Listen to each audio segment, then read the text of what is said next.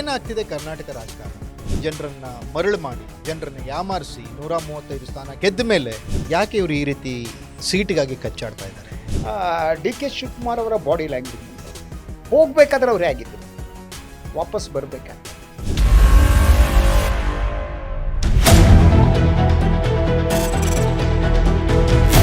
ಚರ್ಚೆಗಳ ನಡುವೆ ನಿನ್ನೆ D K Shivakumar Congress high command Rahul Gandhi ಅವರನ್ನ ಮೀಟ್ ಆಗಿದ್ದಾರೆ ಸೋನಿಯಾ ಗಾಂಧಿ ಅವರ ಮನೆಯಲ್ಲಿ.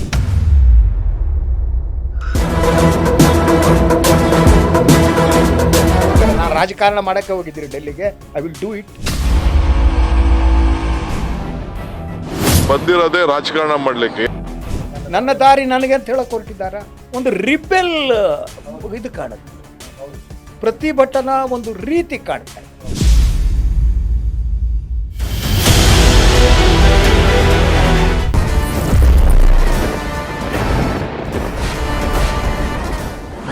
ಲೇಡೀಸ್ ಅಂಡ್ ಜೆಂಟಲ್ಮನ್, ಏನಾಗ್ತಿದೆ ಕರ್ನಾಟಕ ರಾಜಕಾರಣದಲ್ಲಿ? ಇವರು ಜನರೆದ್ರಿಗೆ ಹೋಗುವಾಗ ಒಬ್ರ ಕೈ ಒಬ್ರು ಹಿಡ್ಕೊಂಡು ಒಬ್ರನ್ನೊಬ್ರು ತಬ್ಕೊಂಡು ಜನರನ್ನ ಮರಳು ಮಾಡಿ, ಜನರನ್ನ ಯಾಮಾರಿಸಿ 135 ಸ್ಥಾನ ಗೆದ್ದ ಮೇಲೆ ಯಾಕೆ ಇವರು ಈ ರೀತಿ ಸೀಟಿಗಾಗಿ ಕಚ್ಚಾಡ್ತಾ ಇದ್ದಾರೆ? ಬೇರೆ ಬೇರೆ ರಾಜ್ಯಗಳಲ್ಲಿ 10 ಸೀಟ್ ಗೆದ್ರೆ ಸಾಕು ಅಂತ ಕಾಂಗ್ರೆಸ್ ಪರಿತಪಿಸ್ತಾ ಇರುವಾಗ ಕರ್ನಾಟಕದಲ್ಲಿ 135 ಸ್ಥಾನಗಳನ್ನು ಗೆದ್ದರೂ ಕೂಡ ಇವರು ಆಡಳಿತ ನಡೆಸ್ತಾ ಇಲ್ವಲ್ಲ. ಜನರಿಗೆ ಭ್ರಮ ನಿರಸನ ಆಗ್ತಾ ಇದೆ. ಇಲ್ಲಿ ಡಿ ಕೆ ಶಿವಕುಮಾರ್ ಮಾಡ್ತಾ ಇರೋದು ಅಕ್ಷಮ್ಯ ಅಪರಾಧನ ಅಥವಾ ಸಿದ್ದರಾಮಯ್ಯನವರು ಬಿಟ್ಕೊಡ್ಬೇಕಾ? ಈ ಚರ್ಚೆಗಳ ನಡುವೆ ನಿನ್ನೆ D K Shivakumar Congress high command Rahul Gandhi ಅವರನ್ನ ಮೀಟ್ ಆಗಿದ್ದಾರೆ ಸೋನಿಯಾ ಗಾಂಧಿ ಅವರ ಮನೆಯಲ್ಲಿ. ಅಲ್ಲಿ ನಡೆದಿದ್ದು ಮಾತ್ರ ಅಕ್ಷರಶಃ ಡಿ ಕೆ ಶಿವಕುಮಾರ್ ಅವರಿಗೆ ನಂಬಲಿಕ್ಕೆ ಆಗದೇ ಇರುವಂತಹ ಮಾತುಕತೆಗಳಂತೆ. ಹಾಗಾದರೆ ಏನು ನಡೀತು ಅಲ್ಲಿ ಇನ್ಸೈಡ್ ಆಗಿ? ರಾಹುಲ್ ಗಾಂಧಿ ಅವರು ಡಿ ಕೆ ಶಿವಕುಮಾರ್ಗೆ ಕ್ಲಾಸ್ ತೆಗೆದುಕೊಂಡಿದ್ದು ನಿಜಾನ? ಯಾವ ವಿಚಾರಕ್ಕೆ?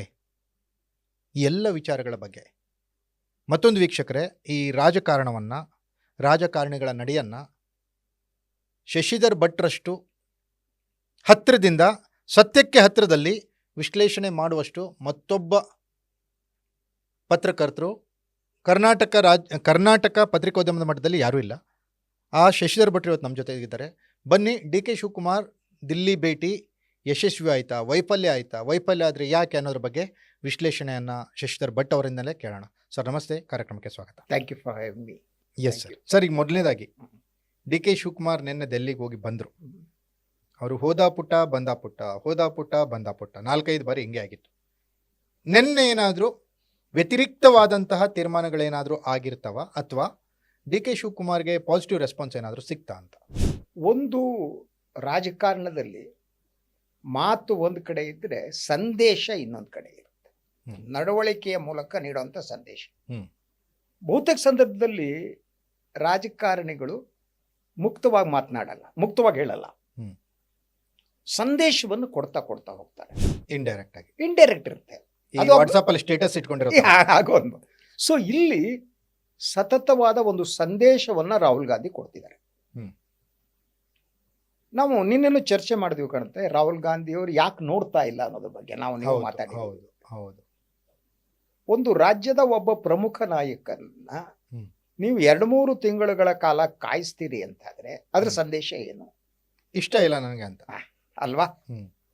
ಏನ್ ನಡ್ಕೊಂಡು ನಡ್ಕೊಂಡಿರ್ಬೋ ಹೋಗ್ತಪ್ಪ, ನೀ ಸುಮ್ಮನಿರು ಅಷ್ಟೇ, ಸದ್ಯಕ್ಕೆ ಸುಮ್ಮನಿರು, ಯಥಾಸ್ಥಿತಿಯನ್ನ ಕಾಪಾಡು ಇರು ಅನ್ನುವ ಸಂದೇಶ ಇರಬಹುದು. ಅದ್ರ ಜೊತೆಗೆ ಸೋನಿಯಾ ಗಾಂಧಿ ಅವರ ಮನೆಗೆ ಇವರು ಹೋದಂತ ಸಂದರ್ಭದಲ್ಲಿ ಅಲ್ಲಿ ರಾಹುಲ್ ಗಾಂಧಿ ಅವರು ಇದ್ರು, ಪ್ರಿಯಾಂಕಾ ಗಾಂಧಿ ಅವರು ಇದ್ರು. ಒಂದು ಸಂದರ್ಭದಲ್ಲಿ ಸೋನಿಯಾ ಗಾಂಧಿ ಪಾರ್ಲಿಮೆಂಟ್ ಅಲ್ಲಿ ಇದ್ರು, ರಾಜ್ಯಸಭೆಯಲ್ಲಿ ಇದ್ರು. ಆದ್ರೆ ಏನು ಅಂದ್ರೆ, ಸೊ ಒಂದು ಇವರು ಅಲ್ಲಿ ಹೋಗಿದ್ದು ಯಾಕೆ ಅನ್ನೋದು, ಇವ್ರೊಬ್ಬರೇ ಹೋಗಿರ್ಲಿಲ್ಲ. ಬಘೇಲ್ ಅವರಿದ್ರು, ಅಸ್ಸಾಂ ಚುನಾವಣೆಗೆ ಸಂಬಂಧಪಟ್ಟವರೆಲ್ಲ ಇದ್ರು, ಎಲ್ಲ ಸೇರಿ ಹೋದದ್ದು.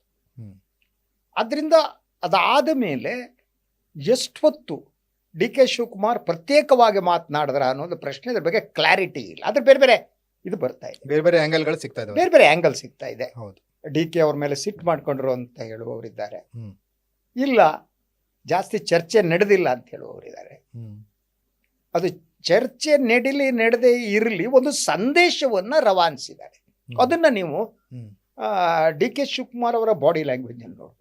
ಹೋಗ್ಬೇಕಾದ್ರೆ ಅವರೇ ಆಗಿದ್ರು, ವಾಪಸ್ ಬರಬೇಕಾದ್ರೆ ಆಗಿದ್ರು. ಅವ್ರು ಕೆಲವು ಮಾತನ್ನ ಹೇಳ್ತಾರೆ, ನಾನು ರಾಜಕಾರಣ ಮಾಡಕ್ಕೆ ಹೋಗಿದ್ದೀರಿ ಡೆಲ್ಲಿಗೆ, ಐ ವಿಲ್ ಡೂ ಇಟ್. ಇದು ಹತಾಶೆಯ ಮಾತೆ, ಅಥವಾ ಅವರು ರಾಜಕಾರಣ ಏನನ್ನ ಮಾಡ್ತಿದ್ದಾರೆ, ಏನ್ ರಾಜಕಾರಣ ಮಾಡ್ತಿದ್ದಾರೆ, ಅಥವಾ ಕಾಂಗ್ರೆಸ್ ಹೈಕಮಾಂಡ್ಗೆ ಒಂದು ಅಲ್ಟಿಮೇಟಮ್ ಕೊಡೋ ಸ್ಥಿತಿಗೆ ಹೋಗಿದ್ದಾರೆ ಅವರು. ನೀವು ಒಂದು ತೀರ್ಮಾನ ತೆಗೆದುಕೊಳ್ಳದಿದ್ದರೆ ನನ್ನ ದಾರಿ ನನಗೆ ಅಂತ ಹೇಳಕ್ ಹೊರಟಿದ್ದಾರ. ಅಂದ್ರೆ ಅವರ ಇಡೀ ಮಾತು ನಡವಳಿಕೆಯಲ್ಲಿ ಏನೋ ಇದೆ, ಒಂದು ರಿಬೆಲ್ ಇದು ಕಾಣುತ್ತೆ. ಹೌದು, ಪ್ರತಿಭಟನಾ ಒಂದು ರೀತಿ ಕಾಣ್ತಾ ಇದೆ. ಹೌದು.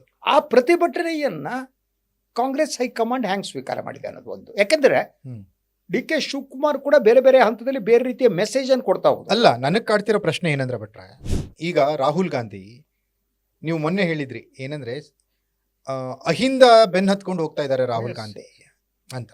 ಅದು ಅವರ ಸದನದ ಒಳಗೆ ಮತ್ತು ಸದನದ ಹೊರಗೆ ಅವರ ಮಾತುಗಳಲ್ಲಿ, ಅವರ ನಡವಳಿಕೆಗಳಲ್ಲಿ ವ್ಯಕ್ತವಾಗ್ತಾ ಇದೆ. ಇಂಥ ಸಂದರ್ಭದಲ್ಲಿ ಅಹಿಂದ ನಾಯಕನನ್ನ ಕೆಳಗಿಳಿಸಿದ್ರೆ ರಾಹುಲ್ ಗಾಂಧಿ ಅವರ ನಡೆ ಮತ್ತು ನುಡಿಗಳಲ್ಲಿ ವ್ಯತ್ಯಾಸ ಇದೆ, ಅವರ ಮಾತು ಮತ್ತು ಕೃತಿಗಳಲ್ಲಿ ವ್ಯತ್ಯಾಸ ಇದೆ ಅನ್ನೋ ತರ ಬಿಂಬಿಸ್ಲಿಕ್ಕೆ ವಿರೋಧ ಪಕ್ಷಗಳಿಗೆ ಸಹಾಯ ಆಗುತ್ತೆ. ಮುಖ್ಯಮಂತ್ರಿಗಳು ತಮ್ಮ ಕುರ್ಚಿಯನ್ನು ಉಳಿಸ್ಕೊಳ್ಳೋ ಸಲುವಾಗಿ ವಿದೇಶ ಪ್ರವಾಸ ಕಳಿಸೋಕೆ ಪ್ರಾರಂಭ ಮಾಡಿದ್ದಾರೆ. ಹಾಗಾಗಿ ಏನಾದರೂ ಹೆದರ್ತಿದಾರ ರಾಹುಲ್ ಗಾಂಧಿ ಅವರು? ಒಂದು ಇಲ್ಲಿ 2-3 ಕಾರಣಗಳಿರೋ ಚಾನ್ಸಸ್ ಇದೆ. ನೀವು ಹೇಳಿದಾಗೆ ಅಹಿಂದ ನಾಯಕರನ್ನ ಬದಲಿಸಿದ್ರೆ ಅದರಿಂದ ಆಗುವ ರಾಜಕೀಯ ಪರಿಣಾಮಗಳೇನು, ಲಾಭ ನಷ್ಟಗಳೇನು, ಏನಾಗುತ್ತೆ. ಸೊ ಈ ಒಂದು ಏನು ಕೇರಳ ಮೊದಲಾದ ರಾಜ್ಯಗಳಲ್ಲಿ ಚುನಾವಣೆ ನಡೀತೆ, ಬೆಂಗಾಲದಲ್ಲಿ ಅದು ಯಾವ ರೀತಿ ಪರಿಣಾಮ ಬೀರುತ್ತೆ. 2, 3ನೇದು ಈ ಅಧಿಕಾರ ಹಂಚಿಕೆ ಅನ್ನುವುದೇ ಗೊಂದಲ ಪೂರ್ಣವಾದದ್ದು. ಹೌದು. ಕೆಲವರು ಹೇಳೋ ಪ್ರಕಾರ ರಾಹುಲ್ ಗಾಂಧಿ ಇದರಲ್ಲಿ ಇನ್ವಾಲ್ವ್ ಆಗಿರಲಿಲ್ಲ. ಖರ್ಗೆಯವರು, ಸುರ್ಜೇವಾಲಾ ಇವರಿದ್ದ ಆಯ್ತ್ರಿ ಅಂತ ಹೇಳಿದ್ರು. ಆ ಸಂದರ್ಭದಲ್ಲಿ ಸಿದ್ದರಾಮಯ್ಯ ಇದ್ದಿರಬಹುದು ಅಲ್ಲಿ, ಆದ್ರೆ ಇದು ರಾಹುಲ್ ಗಾಂಧಿ ಅವರೆಗೆ ಹೋಗಿಲ್ಲ. ಆದ್ರಿಂದ ರಾಹುಲ್ ಗಾಂಧಿ ಈ ಅಧಿಕಾರ ಹಂಚಿಕೆ ಸೂತ್ರದ ಬಗ್ಗೆ ಅಂತ ಆಸಕ್ತರಾಗಿಲ್ಲ ಅನ್ನುವ ಮಾತುಗಳಿವೆ. ರಾಜಕಾರಣದಲ್ಲಿ ತೋರಿಸಿಲ್ಲ, ಯಾವುದೇ ಕಾರಣಕ್ಕೂ ಎಲ್ಲಿಯೂ ಕೂಡ ಇಂಟ್ರೆಸ್ಟ್ ತೋರಿಸಿಲ್ಲ. ಅದ್ರ ಜೊತೆಗೆ ನೀವು ಅವರೀಗ ಪ್ರಧಾನಿ ಹುದ್ದೆಗೆ ಫೈಟ್ ಮಾಡ್ತೇನೆ ಅಂತ ಹೋಗ್ಬೇಕಾದ್ರೆ ಒಬ್ಬ ಅಹಿಂದ ನಾಯಕನನ್ನ ಮುಖ್ಯಮಂತ್ರಿ ಸ್ಥಾನದಿಂದ ಇಳಿಸೋ ಸುಲಭ ಅಲ್ಲ. It is very very difficult. ಆಮೇಲೆ ಒಂದು ಗಮನಿಸಬೇಕಾಗಿರೋದು, ಮುಂಬರುವ ರಾಜ್ಯ ಚುನಾವಣೆಗಳಿದಾವಲ್ಲ, ಬಿಜೆಪಿ ಇಲ್ಲದೆ ಇರುವಂತ ರಾಜ್ಯಗಳೇ ಇದಾವೆ. ಕೇರಳ, ತಮಿಳುನಾಡು, ಬಂಗಾಳ ಸೇರಿದಂತೆ ಪ್ರಮುಖ 3 ರಾಜ್ಯಗಳು ಬಿಜೆಪಿ ಇಲ್ಲದೆ ಇರುವಂತದ್ದು. ಅಂತಲ್ಲಿ ಚುನಾವಣೆಗೆ ಹೋಗ್ಬೇಕಂದ್ರೆ ಇವ್ರ ಸ್ಟ್ರಾಟಜಿ ಯಾವ ರೀತಿ ಇರುತ್ತೆ, ಯಾವ ರೀತಿ ಇರಬೇಕು? ಡಿ.ಕೆ. ಶಿವಕುಮಾರ್ಗೆ ಯಾಕೆ ಈ ಲೆಕ್ಕಾಚಾರ ಅರ್ಥ ಆಗ್ತಾ ಇಲ್ಲ ಅಂತ? ಇಲ್ಲ, ಡಿ.ಕೆ. ಶಿವಕುಮಾರ್ ಬಹಳ ಅವ್ರಿಗೆ ಅರ್ಥ ಆಗತ್ತಾ ಇಲ್ಲ ಗೊತ್ತಿಲ್ಲ. ಅವ್ರ ಉದ್ದೇಶ ಬಹಳ ಸ್ಪಷ್ಟ ಅನ್ಸುತ್ತೆ ನನಗೆ. We want to be chief minister. ಅದು ತಪ್ಪು ಅಂತ ನಾನು ಹೇಳ್ತಾ ಇಲ್ಲ. ನೀವು ಹೇಳಿದ್ರಿ ಬಿಟ್ಕೊಡಿ ಅಷ್ಟೇ. ಅದಷ್ಟೇ. ಯಾಕಂದ್ರೆ ನಾನು ಇನ್ವೆಸ್ಟ್ ಮಾಡಿದ್ದೀನಿ. No, basically D K. Shivakumar is a business man. He looks politics as a business. ಅದನ್ನು ಹಂಗೆ ಹೇಳಿದ್ರು ಅವರು. ಇದು 5 ಜನರ ಮಧ್ಯದಲ್ಲಿ ಆಗಿರೋ ವ್ಯವಹಾರ ಅಂತ ಹೇಳಿದ್ರು. ವ್ಯವಹಾರ ಅನ್ನೋ ಶಬ್ದ. ಹೌದು. ಸೊ ಡಿ.ಕೆ. ಅವ್ರ ಕ್ಯಾರೆಕ್ಟರ್ ಅದು. ನೀವು ಅದನ್ನ ಸರಿತಪ್ಪು ಅನ್ನೋದ್ರ ಬಗ್ಗೆ ನಾನು ಮಾತನಾಡಲ್ಲ.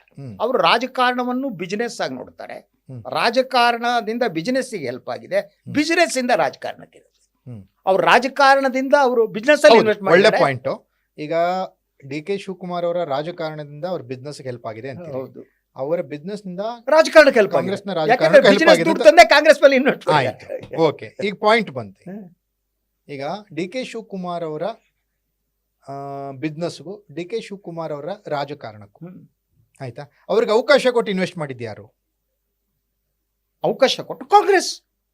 ನೀವು ಕಾಂಗ್ರೆಸ್ನಲ್ಲಿ ಅವ್ರ ನೋಡಿ, ಅವರ ರಾಜಕೀಯ ಬದುಕು 80ರ ದಶಕದಿಂದ ಫಸ್ಟ್ ಪ್ರಿಸನ್ ಮಂತ್ರಿ ಕೂಡ ಆಗಿದ್ರು. ಹೌದು, ಬಂಗಾರಪ್ಪನವರ ಸರ್ಕಾರದಲ್ಲಿ.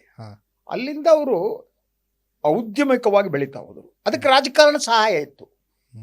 ರಾಜಕೀಯ ಸಹಾಯ ಇಲ್ಲದೆ ಅವರು ಬಿಸಿನೆಸ್ ನಲ್ಲಿ ಬೆಳೆಯಕ್ಕೆ ಸಾಧ್ಯ ಇರಲಿಲ್ಲ. ಸೊ ಬಿಸಿನೆಸ್ ನಲ್ಲಿ ಬಂದ ಹಣವನ್ನ ಕಾಂಗ್ರೆಸ್ ಮೇಲೆ ಇನ್ವೆಸ್ಟ್ ಮಾಡಿದ್ದಾರೆ. No doubt about that. ಅಂದ್ರೆ ನೀವು ಸಿದ್ದರಾಮಯ್ಯ ಕೆರೆ ನೀರನ್ನ ಕೆರೆಗೆ ಚೆಲ್ಲಿದ್ದು. ಸಿದ್ದರಾಮಯ್ಯ ಮತ್ತು ಡಿ.ಕೆ. ನಡುವಿರುವ ವ್ಯತ್ಯಾಸ ಏನು ಗೊತ್ತಾ? ಸಿದ್ದರಾಮಯ್ಯ ರಾಜಕಾರಣವನ್ನ ಕೆಲವು ತಾತ್ವಿಕತೆಯ ಮೂಲಕ ಪ್ರಾರಂಭ ಮಾಡೋದು. 2006 ಸಿದ್ದರಾಮಯ್ಯ ಒಬ್ರು, 2006 ನಂತರ ಸಿದ್ದರಾಮಯ್ಯ ಕಾಂಗ್ರೆಸ್ ಬಂದ್ಮೇಲೆ ಬೇರೆ ಅವರು 2006 ಅವರು ಅವ್ರ ಕೈಲಿ ಹಣ ಇರಲಿಲ್ಲ. ಐನೋ ಈಗ ಹಣ ಇಲ್ವಾ ಅಂದ್ರೆ ಐ ಡೋಂಟ್. ಅಲ್ಲ, ಈ ಮಾತು ಸ್ವಲ್ಪ ನಾನು ನಿಮ್ಮ ಮಾತಿಗೆ ನಾನು ಸ್ವಲ್ಪ ಸೇರಿಸ್ತೀನಿ.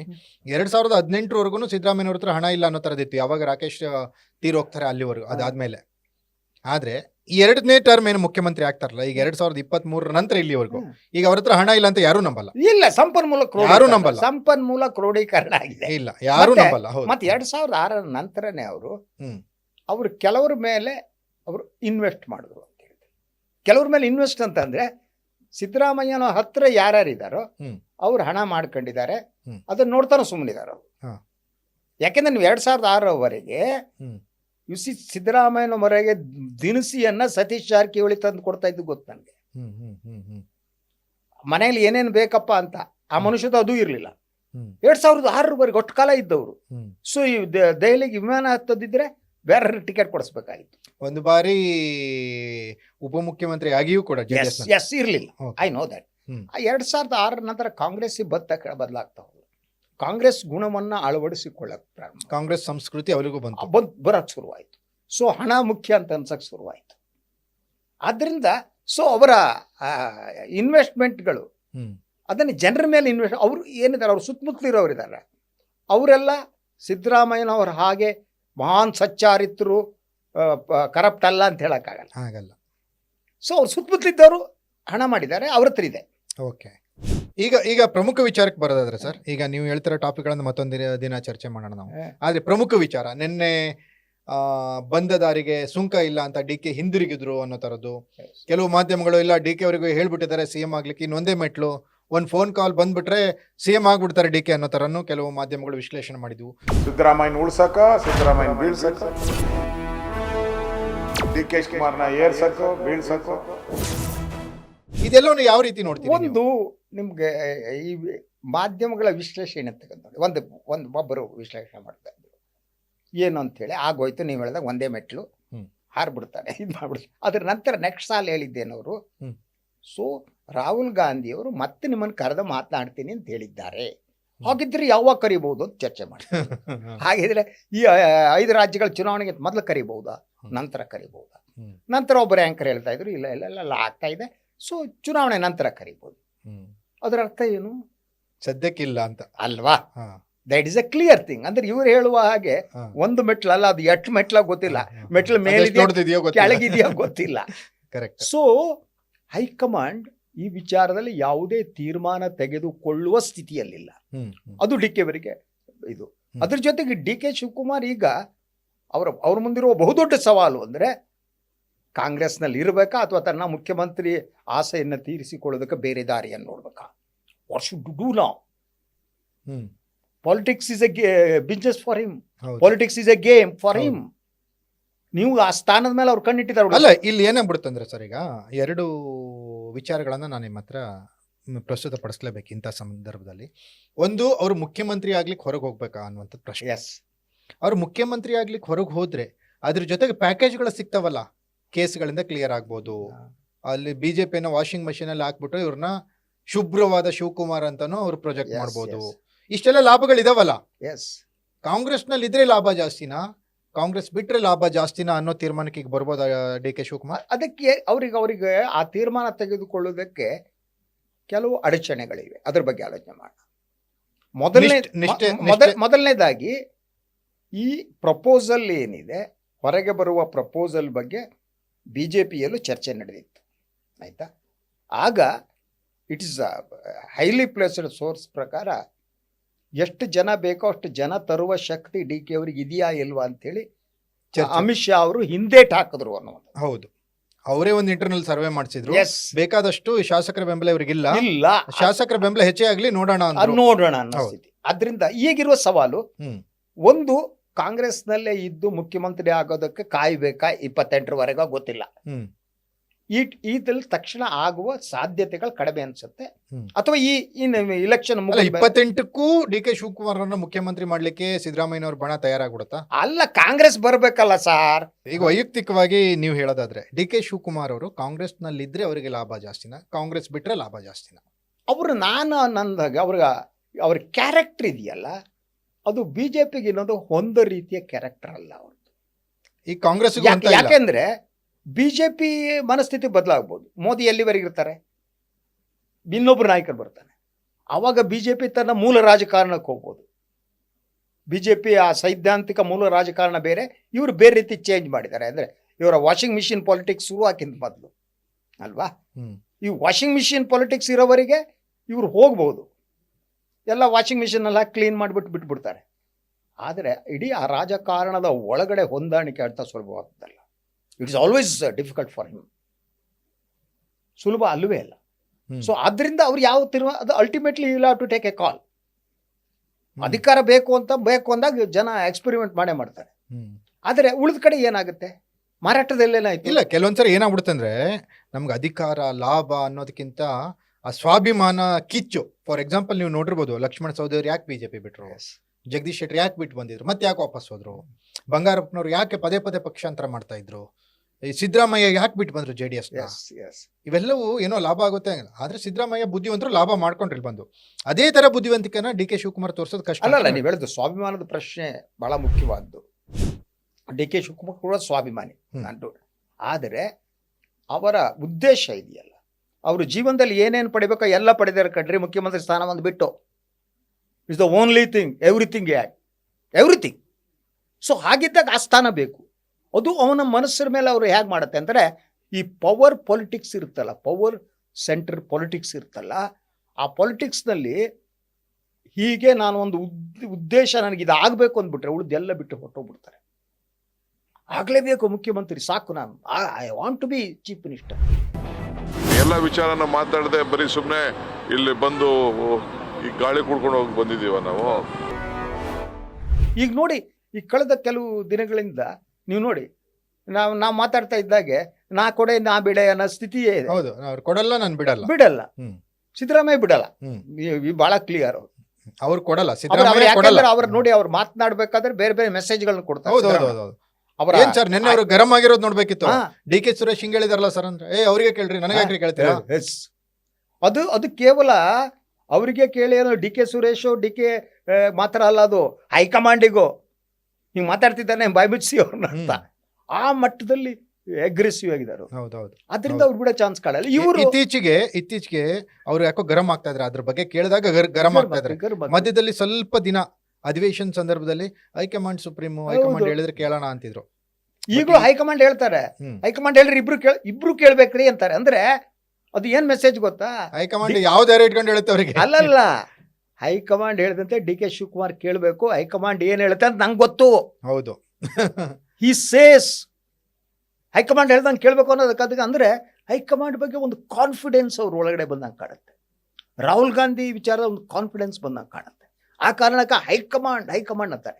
ಆಮೇಲೆ ಭಟ್ರೆ, ಕೊನೆಯದಾಗಿ ಈ DK ಶಿವಕುಮಾರ್ ಮಾತಾಡೋಣ. ಈ ರಾಹುಲ್ ಗಾಂಧಿ ವಿಚಾರ ನೀವೇನು ಹೇಳಿದ್ರಲ್ಲ, ಅಷ್ಟ್ರ ಮಟ್ಟಿಗೆ ಈ ವ್ಯಕ್ತಿ, ಈ ಪಪ್ಪು ಅಂತ ಹೇಳಿ ಏನೋ ಪ್ರಾಜೆಕ್ಟ್ ಮಾಡಿದ್ರು, ಏನೋ ಗೊತ್ತಿಲ್ಲ ಅಂದ್ರು, ಏನೇ ಹೇಳಿದ್ರು ಕೂಡ ಯಾವುದಕ್ಕೂ ಕಿವಿಗೆ ಹೊಡೆದಂಗೆ ಆ ಒಂದು ಕಾಂಗ್ರೆಸ್ನ ತತ್ವ ಸಿದ್ಧಾಂತಕ್ಕೆ ಅಷ್ಟು ಭದ್ರಾಗಿ ನಿಂತ್ಕೊಂಡ್ರಲ್ಲ, ಅಷ್ಟ್ರ ಮಟ್ಟಿಗೆ ಅವ್ರನ್ನ ನಾವು ಅಪ್ರಿಷಿಯೇಟ್ ಮಾಡ್ಬೋದಲ್ವ ಅಂತ. ರಾಹುಲ್ ಗಾಂಧಿ ಡೆಫಿನೆಟ್ಲಿ. ಅಂದರೆ ಯಂಗ್ ಲೀಡರ್ಶಿಪ್ ಇರುತ್ತೆ, ಯಂಗ್ ಮೈಂಡ್ಗಳಿರ್ತಾವಲ್ವಾ, ಬಹಳ ಮುಖ್ಯವಾದ.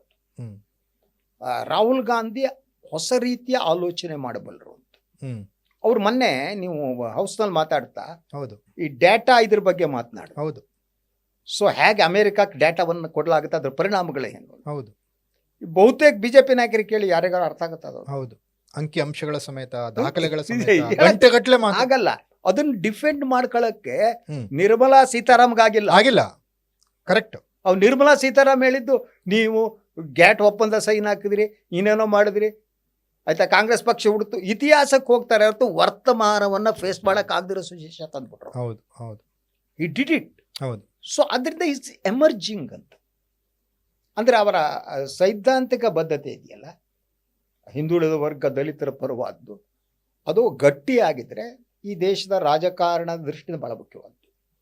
It's most important. ಅದೇ ಕಾಂಗ್ರೆಸ್ನ ಮೂಲ ತತ್ವ ಸಿದ್ಧಾಂತ. ಎಸ್ ಅದು ಉಳಿದ್ರೆ ಇಂಡಿಯನ್ ರಾಜಕಾರಣ ಗೊತ್ತಿಲ್ಲ ನನಗೆ. I don't know Rahul Gandhi ಹಿಂಗಿರ್ತಾರ, ಬದಲಾಗ್ತಾರ, ಬೇರೆ ಪ್ರಶ್ನೆ. But as of now S.